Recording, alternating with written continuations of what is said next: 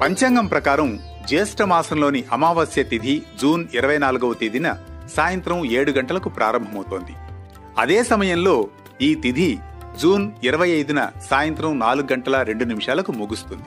అటువంటి పరిస్థితిలో ఉదయ తిథి ప్రకారం జూన్ 25 బుధవారం రోజున జ్యేష్ఠ అమావాస్య తిథిని జరుపుకోవడం ఉత్తమం. అమావాస్య అనేది పితృలోకం భూలోకానికి దగ్గరగా ఉండే రోజట. అమావాస్య నాడు పూర్వీకులకు తర్పణం, పిండదానం వంటి ఆచారాలు చేయడం వల్ల వారి ఆత్మలకు శాంతి కలుగుతుందని, వారి వారసులకు ఆశీర్వాదం లభిస్తుందని గరుడ పురాణం పేర్కొంటోంది.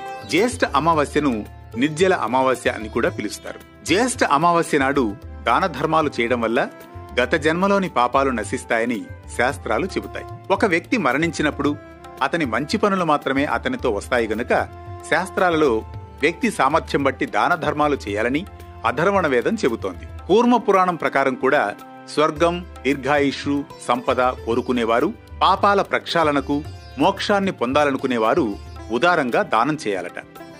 దైవిక న్యాయమూర్తి అయిన శని భగవానుడు ఈ రోజున జన్మించాడని నమ్ముతారు. అందువల్ల జ్యేష్ఠ అమావాస్యను శని జయంతిగా కూడా పిలుస్తారు. జ్యేష్ఠ అమావాస్య రోజున ఉల్లిపాయలు, వెల్లుల్లి, మాంసం, మద్యం వంటి తమోగుణ పదార్థాలను తినకూడదట. బ్రహ్మచర్యాన్ని పాటించాలట.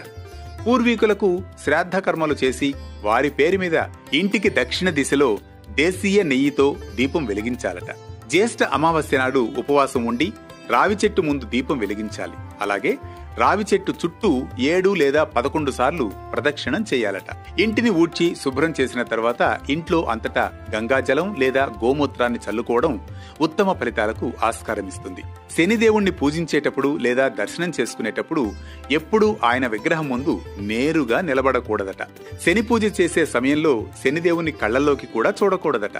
ఆయన పాదాలపై దృష్టి పెట్టాలట. శని జయంతి రోజున ఇంటికి ఇనుప వస్తువులు తీసుకురాకూడదట. దైవిక వృక్షంగా భావించే రావి చెట్టును ఈ రోజున నాటడం వల్ల పూర్వీకులకు శాంతి చేకూరుతుందని, కుటుంబానికి శ్రేయస్సు కలుగుతుందని, మర్రి మొక్కను నాటడం వల్ల కుటుంబం మర్రి చెట్టులాగే విస్తారంగా పెరుగుతుందట. ఇంట్లో శాంతి, ఆనందం కొనసాగుతాయట.